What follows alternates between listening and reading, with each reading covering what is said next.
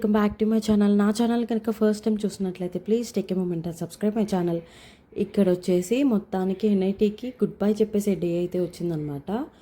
అయితే జస్ట్ అలా room tour చూపిద్దామని చెప్పి మీకు రికార్డ్ చేశాను. అండ్ ఆల్సో నాకు మెమరీగా ఉంటుందని చెప్పి అలా క్యాప్చర్ చేశాను అనమాట.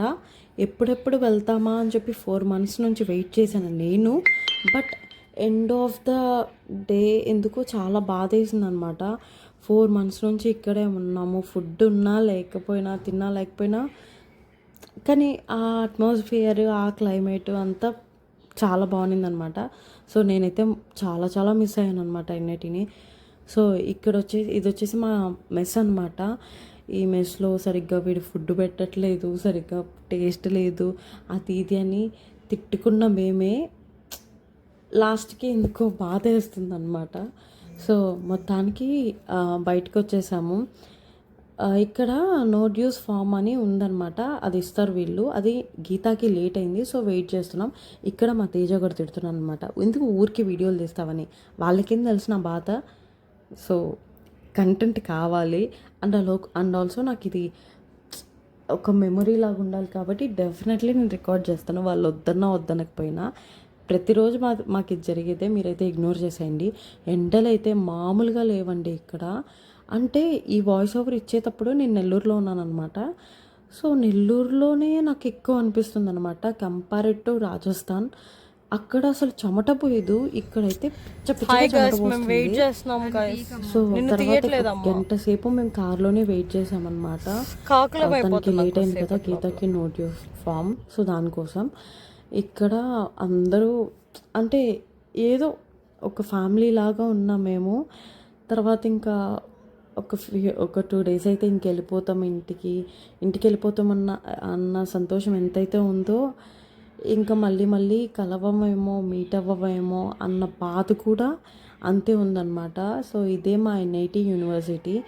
సో మీరు ఎవరైనా రావాలి అనుకుంటే డెఫినెట్లీ క్లైమేట్ అయితే, అట్మాస్ఫియర్ అయితే చాలా బాగుంటుంది అనమాట. గ్రీనరీగా పక్షులు, పీకాక్స్, చిన్ని పిచ్చుకలు, ర్యాబిట్స్ బాగుంటుంది. బట్ క్లైమేట్ బట్టి మీరు బట్టలు తెచ్చుకుంటే బెస్ట్ అనమాట.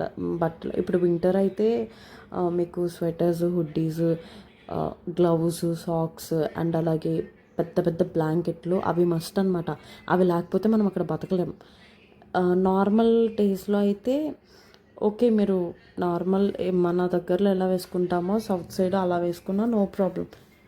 సో చాలా అంటే చెమట పోయేది, కానీ వేడైతే చాలా ఉంటుంది అనమాట.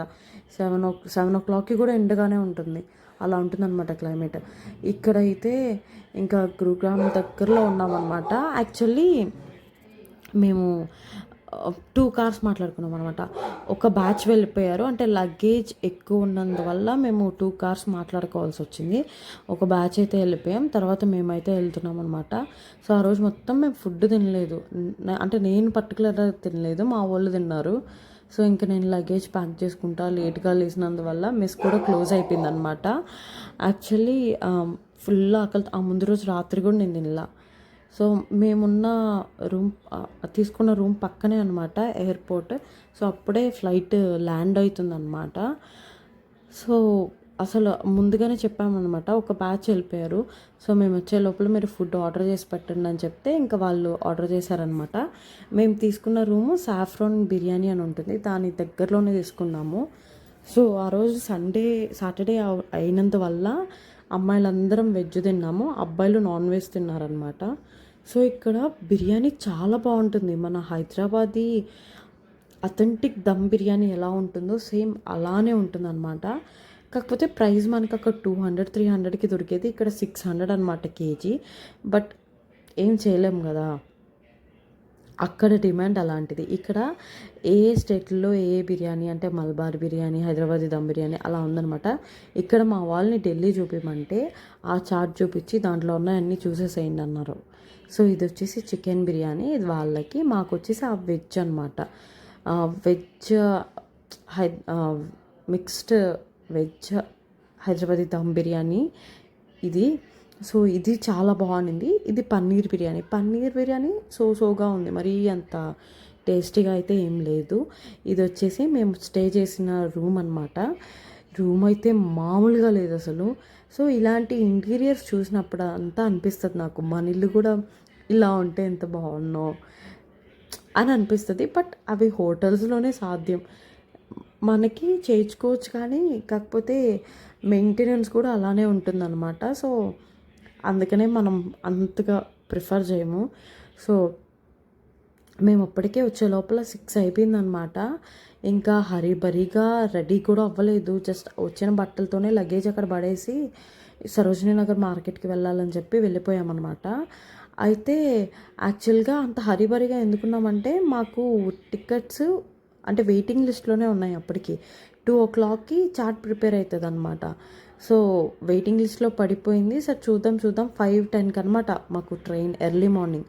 సో దానికోసం అని చెప్పి మేము వెళ్దాంలే అన్నట్టు తొందరగా వెళ్ళిపోదాం అని అస్సలు షాపింగ్ సరిగ్గానే చేయలేదు మేము అనుకున్నది నేనైతే అందరూ తీసుకున్నారో లేదో తెలియదు, కానీ నేనైతే ఒకటి తీసుకోవాలని వెళ్ళి అక్కడ ఇంకోటి తీసుకున్నాను అనమాట. బికాస్ మేము వెళ్ళే లోపల 7:30 అలా అయిపోయిందనమాట.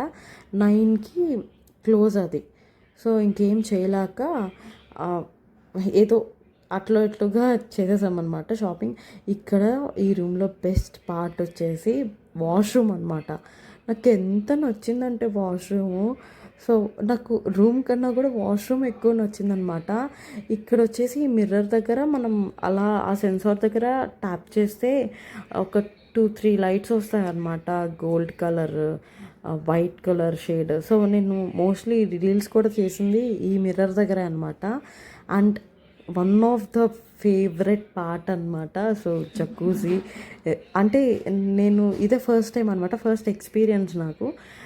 సో ఎంత రిలాక్స్డ్గా ఉందంటే హాట్ వాటర్తో అలా జకూజీలో అలా నిద్ర వచ్చేస్తుందండి లిటరలీ. ఎంత బాగుందంటే మామూలుగా లేదు. సో మీరు ఎవరైనా ఆ జకూజీ ఎక్స్పీరియన్స్ చేసుంటే డెఫినెట్లీ కమెంట్ సెక్షన్లో నాకు చెప్పడం మర్చిపోవద్దు.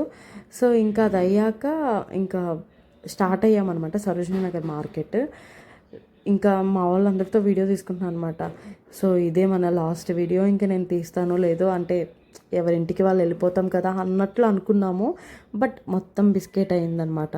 తర్వాత మాకు ట్రైన్ క్యాన్సిల్ అయిపోవడం, అక్కడ తర్వాత ఎంత స్ట్రగుల్ చేసామో మీరు చూసేసేయండి నెక్స్ట్ బ్లాగ్లో. Take care, bye.